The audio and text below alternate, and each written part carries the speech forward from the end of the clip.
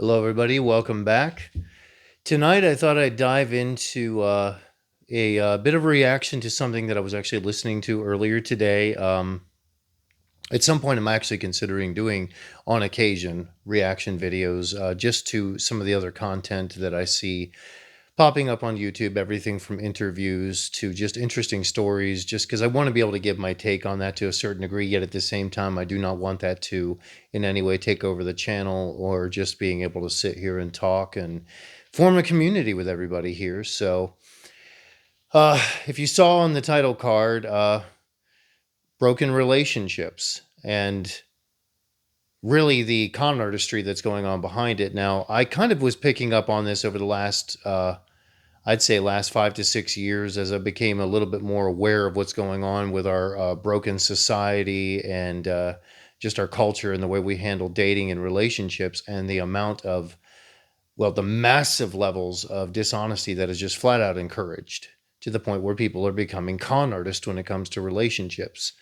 To kind of delve right into this, what I've begun to notice, and I picked up on this today when I was watching a content creator reacting to somebody else's video that he had put up, just talking about how incredibly bad the dating scene is out there, not just on dating sites, but pretty much anywhere you meet anybody. It's really a crapshoot. It's really not good. Well, this particular content creator had his girlfriend chime in. He's reacted to, I think, one or two of my videos in the past, and he had his girlfriend chime in, and I began to notice certain things about what she was saying that actually I've been piecing together over a long period of time, where I began to realize that people that have been wrapped up in hookup culture have developed sort of this gaslighting con artistry that goes on that I don't think is just something that they're unaware of anymore. I think it is something that they are completely and utterly aware of.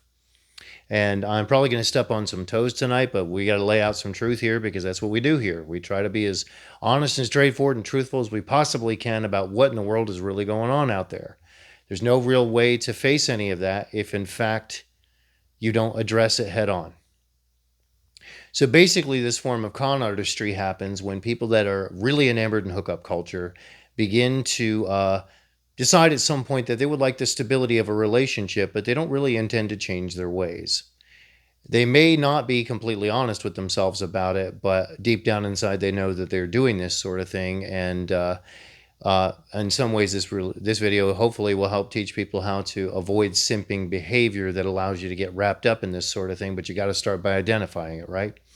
So basically, what's going on is first of all, they'll gaslight you and get upset with you if you want to know about anything that's going on in their past. The past doesn't matter. What I did in the past doesn't matter. Well, I want you to think about it in these terms. If the person you were going to date had a criminal history, don't you think the past would matter? If the past didn't matter, then credit scores to be able to get a hold of a mortgage for a home or to get a loan for a vehicle or to have any type of credit at all of those things matter because everybody knows that the past matters. Shoot, even FBI profilers, find out what criminals are going to do, figure out what they're going to do, and catch them based upon their past history. So it absolutely does matter as a barometer of how you treat relationships and whether or not you're going to take something seriously. It absolutely does matter. That is the craziest thing I've ever heard. And I think that the people that are attempting to defend that, they know to a certain degree that they are gaslighting the individual they say that to. Now, you might not like me saying that, but we have to be honest here. It absolutely matters. Now, let's take it a step beyond that. Does gaslighting that sort of thing, does that mean that you can't ever change, that no man or woman can ever change and become a better version of themselves and leave that behind? And let's address this right here, right now. Yes, you can absolutely change, but here's why. Here's how. You have to be completely transparent. You have to be completely accountable. You have to be willing to have everything laid out in the open and be brutally honest and open in conversation about what's going on. You can't be living some sort of veiled, hidden life and in some way have a committed, loving relationship. That is just never going to happen. And you have to really keep your eyes open for anybody that comes along that wants to avoid all of those things, yet at the same time claims that they want to be in a committed, loving relationship. If they're claiming, I want commitment, I want love, and I want relationship, but at the same time, they're turning around telling you, I don't want anybody to know what I'm up to when I go out late at night, or I'm on my phone, or I have missing blocks of time, or I don't want you to ever know who I'm talking to or associating with. These things are not about control. And the people that are attempting to defend these types of behaviors, like acting like, you're not allowed to know what I'm up to or what I'm doing, they will gaslight you. They will lie to you. They will say, you're all about control. You want to know every last thing. You're trying to manipulate me, when the reality is they know good and well that what you're attempting to do is identify whether or not they're the real thing. And they are playing some sort of cat and mouse game with you where they're attempting to trick you. Now, thankfully, in the times, like those of you that have watched my Marriage is a Scam video, since then, obviously, this was many years ago, I've been out on the dating market. And during that time period, I ended up getting progressively more red pilled, in the sense that I began to understand this sort of crap was happening all over the place. That people would present an image to you where they act like, I want to be in a committed relationship, I want love, I want devotion. Maybe at some point we would live together or something. Now, I didn't ever live with any of these people. I never got to that point at all. I ended up cutting a lot of things off because I started to see the red flags and the signs that we're going to talk about right here, and some of which I've already mentioned. The lack of transparency, the avoidance of being completely honest about things. Like, for instance, they wanted to still be able to chat with exes. They still wanted to keep them around and connected on their phone and on social media. So they had some way of kind of going back to their past, and they didn't want to burn the bridge there. Now, admittedly, all those past relationships that were broken and didn't make it to the future for a reason shouldn't have been around, because if they are, how are you going to devote all your time to building something good with somebody else? And it also shows you that the individual that's still holding on to those things has not actually let those things go. Completely fine if people can be open and honest. Completely fine if that's openly declared. When it's not being openly declared and they're tiptoeing around it and trying to say, I don't want to be open and honest about that, I'm stuck on this and I can't let it go, that's when the problem arises. You have to have the transparency and you have to have the accountability. Both parties do. So I need you to understand this applies to both men and women. Both parties have to come in with transparency, accountability, and just being really open with each other about everything. Another major thing is people tiptoeing around, spending inordinate amounts of time on their phone, being constantly nervous about anybody ever seeing what's on their phone. Like they can't sit down in bed next to you with their phone in hand because they're too worried, apparently, about what you're going to see. To those that say, well, my phone is private, my life is private, the other people that I talk to of the opposite gender are private, how dare you demand all of that? I've never heard of anybody, ever, and I'm just going to really emphasize this, I have never, ever heard of anybody that avoids transparency, they avoid accountability, and they don't want to be completely open with you, that are in fact not lying about something. That might sound like a blanket statement to make about that sort of situation, but let's be honest here. Honest people have nothing to hide. See that as the red flag that it is and run every single time. Obviously, this video is tailored not just towards relationships, but in many ways trying to talk people out of relationships, because most of the ones that are out there end up being similar to this. And the reason why these people become the con artists that they've become is they realize, well, I'm addicted to the hookup culture. I'm addicted to all these different things. I need to find somebody that I can con into joining forces with them and getting maybe a place to live, finances, money, all the cash and prizes that come with all of that stuff, at the same time knowing that they have no intention, not really, of ever giving you the committed relationship or the future that you were hoping for when you started this with them. They knew going into it that that was not going to happen. To some degree, they're either admitting it to themselves, or to some degree, they might be lying to themselves about it, but they are aware that they're conning you. And the reason why it's a con is that it is, in effect, really, when you think about it, fraud. They're tricking you into a situation like that. That is why we have to be absolutely resolute and not accepting other things that we would never accept in a relationship, that we should never accept. So if you can't get to a point where there's transparency, honesty, where you're able to talk to each other about what you do in your spare time. It doesn't mean they have to have absolute control. It doesn't mean that you can't go off for an afternoon and read a book. But if you're vanishing into the night and you don't want anybody to know where you're going or what you're doing, you don't want anybody to know who you've been with, who you've been talking to, you're scared out of your mind that they're going to have a password to your phone and ever be able to look at it and maintain transparency, then they have every right to be afraid. People that fear transparency and they fear accountability are liars. No one who is honest with you will ever be that way. It's a simple litmus test and barometer that you have to apply to every single person. It doesn't matter if you're a man watching this or a woman watching this. This applies to anybody you might be a potential partner with. And ultimately, you might say in the face of all that, Steve, that means I'm going to lose most people that I might ever be in a relationship with. And you are absolutely right. Most of the people out there are going to get disqualified right out the gate. This is going to shut them down, but I want you to think about all the heartache you're going to be missing.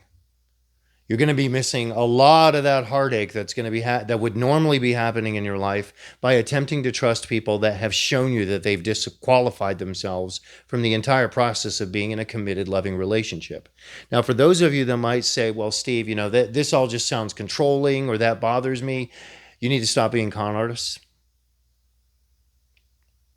Unless you are openly telling the other person that you don't want a committed relationship and you don't want that sort of thing, at which point they have the freedom, with all honesty and truth, to be able to choose something else.